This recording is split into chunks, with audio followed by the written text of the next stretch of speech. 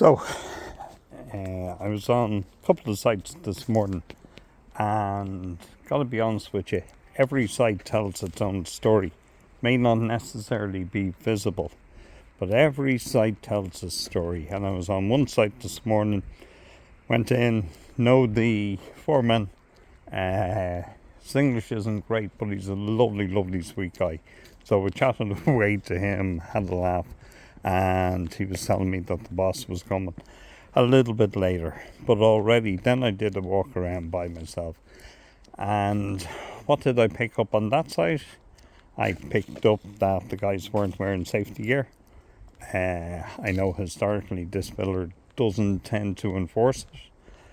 Also noticed that there was no jacks on site. Mightn't sound like a lot, but it is. Also noticed that the site looked clean and well. He was being very careful doing what he was doing.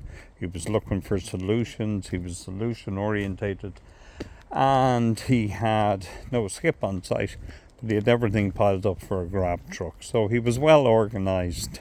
Good guy. So that tells you he's a good guy. Doesn't necessarily endorse safety to the highest standard, and yet he also has a working crew that really likes him and gets on well with him.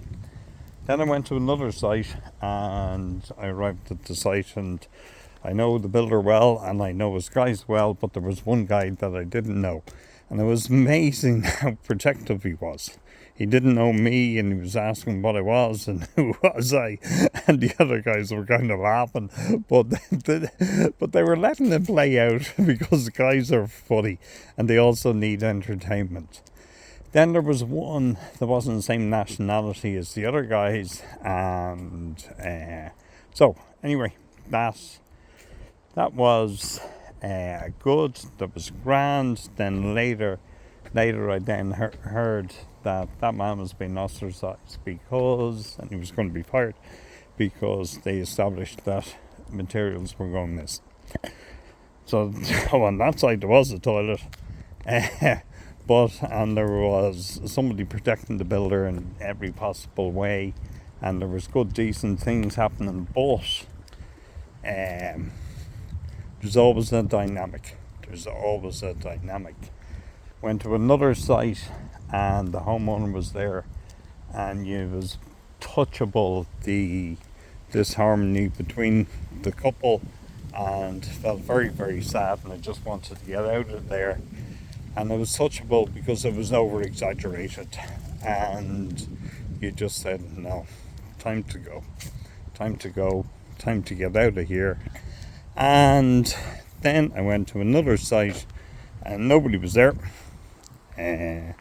Myself and the engineer were there, and a little bit of breakdown in communications, nothing to be warned about or to worried about, and everybody thought I was on holidays, and they were all so surprised to see me. So the homeowner and clients were there, but not the builder. And then I got talking to the engineer, and he said that he was on 3 sites. There was no builders around. So some of this is contextual for this time of the year. Things need, and essentially they have to break down, they have to disenfranchise, they have to disassociate, they have to fragment, they have to split.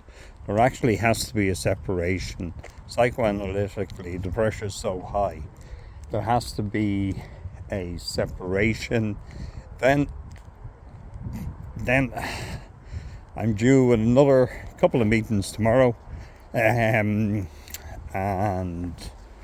that's good. I'm looking forward to lovely, lovely people. Once again, the builder won't be there, and one client will break the boundaries and try to have it after 6 o'clock, which I just don't work. Because you need to keep boundaries. I don't mind working after 6 o'clock, but I'm not going to engage in dialogue after it, not unless it's an emergency, because you need to keep boundaries.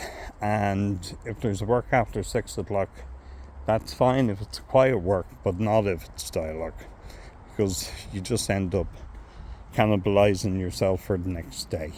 So each site has a culture, each site has different leadership, each site has different priorities, each site has a builder in a different psychological position, each site has different relationships with the contractor. If you see the same subcontractors on board, you know guys are being paid. If you see the same labourers, you know they're happy. If you see loads of materials, you know the guy's got a good income stream. If you see skips, you know it's good. If you see health and safety being implemented, that's good. If you see a canteen with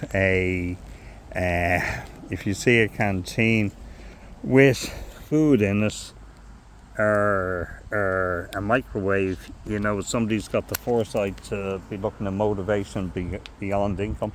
Also as well, there's one homeowner that I know, and she's a riot, absolutely cool, funny lady, and she does groceries for the guys once a week, and she gives them food, biscuits, shortcakes, drinks, water, spends about €100, and I guarantee you,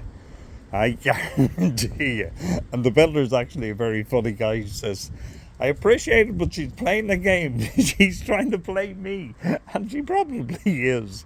She's probably going to get in this good book so he doesn't charge her too much on variations, but at least she's doing it and she's consistent. And I'm not saying everybody should do it, but it's not about overt gestures like that. It's about the small gestures of valuing everybody and saying hello to them. And one builder I know, well, guy's a ridiculously clever man on all levels, but socio-analytically, he shakes hands with everybody. Everybody meets, every time he meets them, every morning, to build up trust, stability, predictability.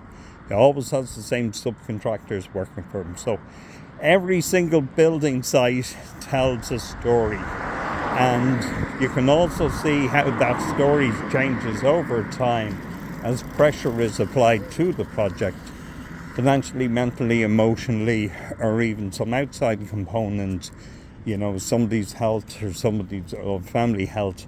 So projects are changing systems that are under pressure to different levels at different times in different ways, and depending upon who's underneath that pressure, it has a different impact upon the project itself.